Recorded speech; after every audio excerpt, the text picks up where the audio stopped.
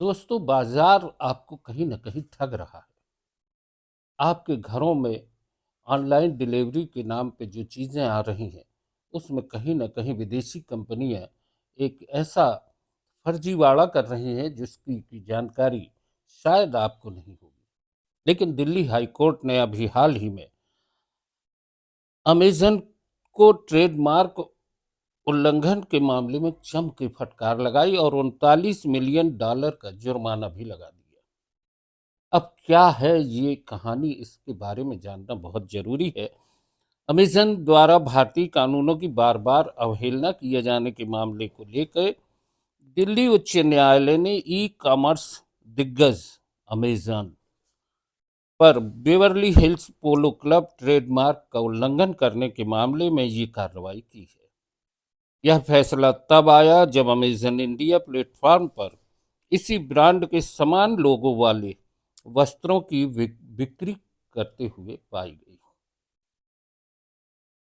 दिल्ली उच्च न्यायालय ने अमेज़न की एक इकाई को $39 मिलियन का हर्जाना भरने का आदेश दिया, क्योंकि बेवरली हिल्स पोलो क्लब ट्रेडमार्क वाले समान ब्रांडिंग के वस्त्र अमेज़न के भारत प्लेटफ़ॉर्म पर बेचे जा रहे थे। इस फैसले से ये तो स्पष्ट हो गया कि ई कॉमर्स प्लेटफॉर्म को कड़े ट्रेडमार्क अनुपालन उपायों को लागू करने और ब्रांड की अखंडता की रक्षा करने की सख्त आवश्यकता है। भारत में संचालित ऑनलाइन मार्केटप्लेस पर दूरगामी प्रभाव इस निर्णय का पड़ेगा। नकली और अवैध उत्पादों की बिक्री के लिए जवाबदेह भी ठहराया जाएगा। ब्रांड मालिकों के लिए ये एक बड़ी जीत मानी जा रही है। भारतीय न्यायपालिका की बौद्धिक संपदा अधिकारों की सुरक्षा के प्रति प्रतिबद्धता को भी ये निर्णय प्रदर्शित करता है।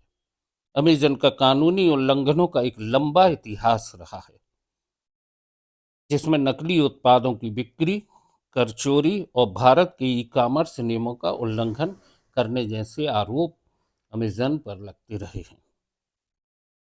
अमेज़न की गैर जिम्मेदाराना व्यावसायिक गतिविधियों और उनके प्रभावी अनुपालन उपायों को लागू करने में विफलता का प्रमाण भी यही है कि दिल्ली हाई कोर्ट ने इस मामले में उसे एक जुर्माना लगाया, और न सिर्फ जुर्माना लगाया बल्कि कड़े शब्दों में फटकार भी लगाई।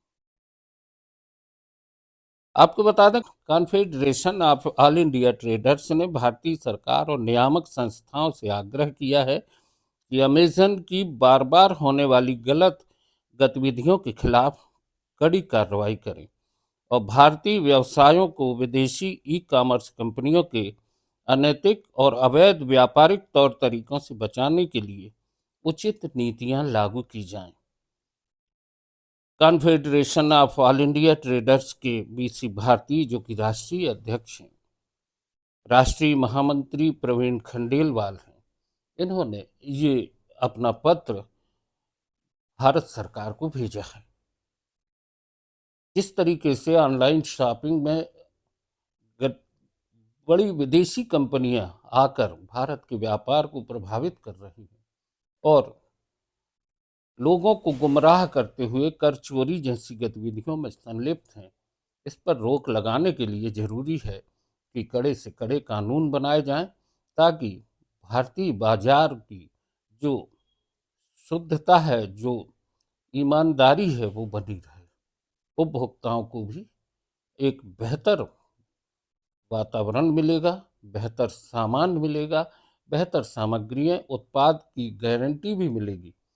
लेकिन जिस तरीके से ये विदेशी कंपनियां आके आपके घरों में सीधा प्रवेश करती हैं और बड़ी बड़ी कंपनियों के डुप्लीकेट प्रोडक्ट आपको सौंपे जाते हैं, उससे भी आपको छुटकारा मिलेगा। नो न्यूज़ ऑनली व्यूज़ पर आज बस इतना ही। दोस्तों, धन्यवाद।